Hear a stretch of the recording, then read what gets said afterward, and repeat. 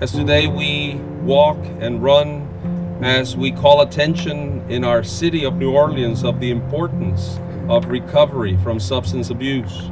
We ask that you may bless us abundantly today, that you may bless all the people that support us, and that you may continue to draw strength from us so that we can continue to fulfill the race that we're in. It is the race of a lifetime. One step at a time. Okay, you're walking today. Was there a day when you couldn't even get up? Yeah, there were lots of days when I couldn't even get up, yes. Far too many. Far too many. Yeah. So this brings a lot of joy. Oh, to say the least. Joy and gratitude. One day at a time. Did you know it was going to be this good? Did I know it was going to be this hard? This good? No, but I would say, oh yeah, good? No, never would have known. Never? But I'll tell you, as far as hard, it's a challenge, and it's an everyday. It's another sunrise, it's another sunset. What you're witnessing here is the absolute miracle of recovery. So many of these people were at death's door. They were in the darkness of addiction, and now they continue to walk into the illuminating light of recovery, an ongoing process. It was bad. It was very lonely and dark, and I'm so glad I don't have to live that way anymore. It's just so wonderful to feel alive. Terry Johnson danced for joy. He's in recovery from a lifelong addiction to alcohol, pills, and crack cocaine. I've been in recovery for 60 days, and I thank God for everything that He gives me. I'd like to thank my family. I thank the committee for putting it together, and may God be with all of us. How bad was it for you? What were you doing? Well, I was doing cocaine, I was alcohol, and I got to the point I just got tired, Sometimes we just got to give up and try to start a better life for ourselves. But there is such joy today. There is joy, and we really did want it to be a celebration, because we do. I mean, you and I hear the story so often. The kids we lose to heroin on the streets of New Orleans all the time, the 80 to 90% of violent crime that's tied to substance abuse. Well, what we want to do is change the face of our city. It's a city that we all love. Thank you to all of our sponsors. Without you, this would not be possible. Today, the third annual Walk for Recovery, hosted by Action Against Addiction, drew community-wide support, raised money for prevention services, and gave the city a healthy, happy reason to party. It's electric. And to have a party in New Orleans and have fun without drugs or alcohol. It's a magical thing. People don't think it exists, but it does. And here we are today to show it. It's just natural fun. I mean, you see human beings being human beings and being who they really are. They're not infected or intoxicated and not having any other distractions or affections. I mean, it's really just them. Everybody else having their own personal fun. You feel the same way? I absolutely do. I think that this is for a great cause, and I'm glad and blessed to be here. Just eye-opening to see everyone wanting to change their life, and Walk for Recovery is significant because it's recovery and stepping out of that and stepping in faith of your new life. Media personalities shared their stories and voiced their convictions. Isn't sobriety a wonderful thing? I'm telling you. You can see all the colors, you can smell all the smells, you can hear reality in its essence, and people look normal, and abnormal people are not interesting to us anymore, are they? I know the people I used to hang out with when I drank, I don't understand them at all now. They speak a foreign language. I'm so tired of turning on the national news and hearing people say Whitney Houston died of demons, and they whisper it. Betty Ford died of demons. No, they didn't. They had an organ, the brain, that was sick, like any other organ, your heart. If you break your leg, you don't say they have walking issues, or you don't say they have heart issues or demons. You say whatever the disease is. This is a disease. Politicians got personal. Every family has confronted this disease. I've confronted it with my family. We shouldn't be ashamed of it. We need to confront it. We need to offer help and treatment. We all know that at the end of the day, the individual has to want to get better. But we need to try to get more money for mental health and mental treatment, mental care treatment. And law enforcement inspired hope.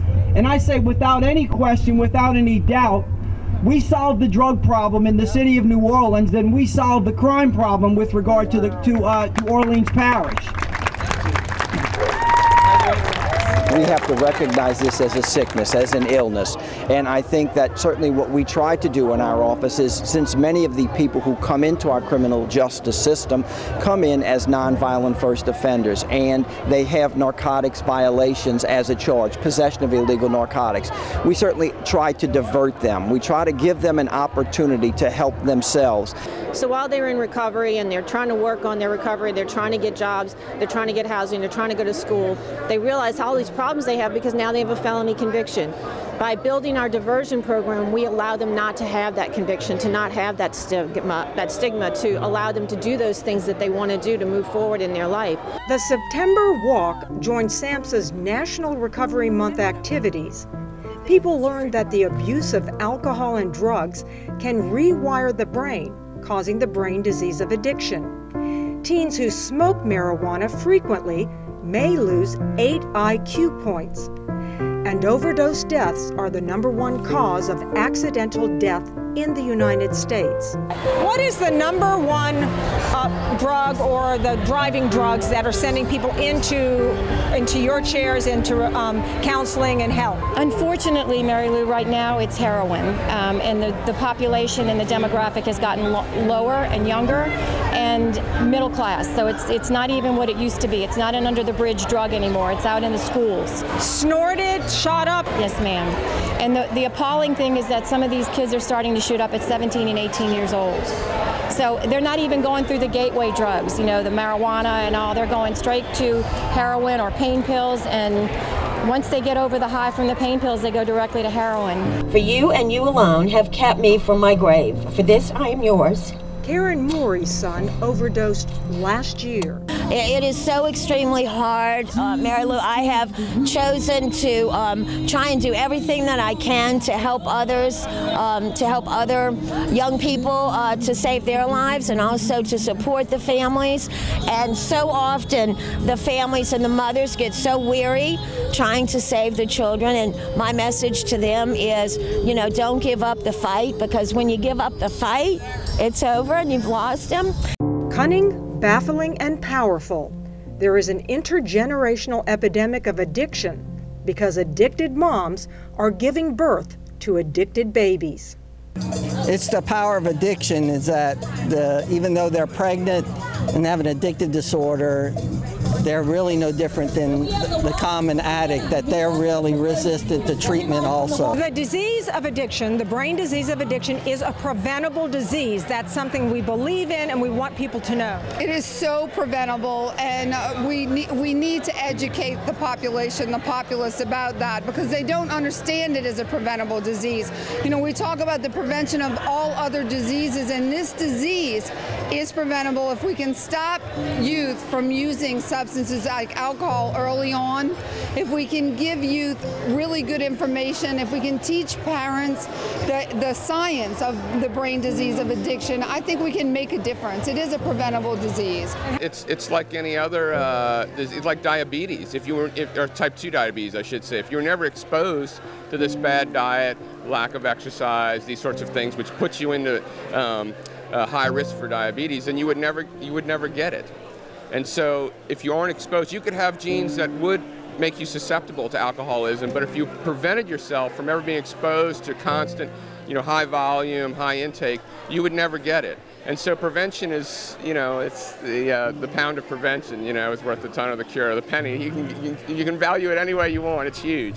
Chantel, Xavier University is committed to this recovery walk. This is your 3rd year. Why is it so important to have the healthcare component? Yes, Xavier is very important for us to address healthcare, as Xavier educates a lot of pharmacists and medical professionals. And part of the mission statement includes promoting a more just and humane society. So it's very important to have leaders across the global world who work towards community service, which is very important to the institution. And we want to continue to work to prevent substance abuse, but also to provide treatment for individuals who are in recovery. So overall, we want to make sure that everyone has access to healthcare and that they can receive the appropriate treatment to be successful in in their recovery. Raising awareness, removing the stigma and shame, and promoting overall health are critical for recovery and for a safer, drug-free community. Specifically in the health department, we are working towards ways to create health and wellness, and we work on problems related to violence, behavioral health, healthy lifestyles, and the bottom line is that addiction affects all of those things, and no matter what programs we put in place in terms of prevention, if we don't do something to work on the bigger issue of addiction, those programs can't work. Addiction affects almost every family that I know in some way, shape, or form. And people are lost in how to do it and know what to deal with it as a disease. We're building an infrastructure so that we can talk about recovery, but now we can really walk the walk of recovery. There are more than 23 million people living in recovery here in the United States. And this celebration is just a small example of all those people who are living lives of hope. Why is it so much better now?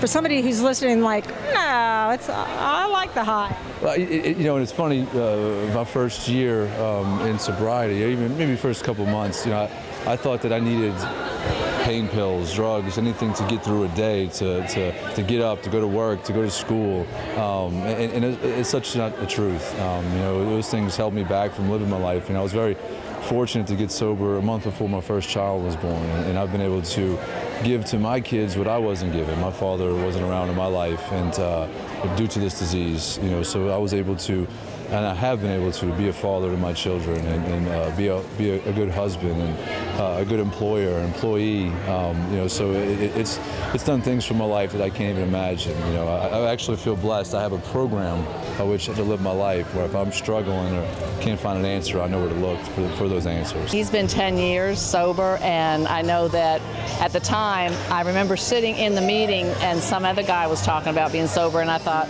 I was crying, and it's like, oh, are we going to ever be there? So today, to have him as CEO and the dedication he has to it, and as a family we support him, we come out for these events.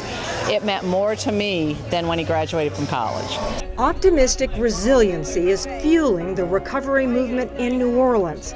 And as more and more voices for recovery speak out, we see living proof that there is a solution to the brain disease of addiction. We're here not because of the addiction, but because we're here to celebrate life without alcohol and drugs, and everybody's here and happy and healthy. Everybody has somebody in their life, whether it's a friend, a coworker, a family member, that their life has been touched by addiction, and it touches it in so many different ways depending on your closeness to the person.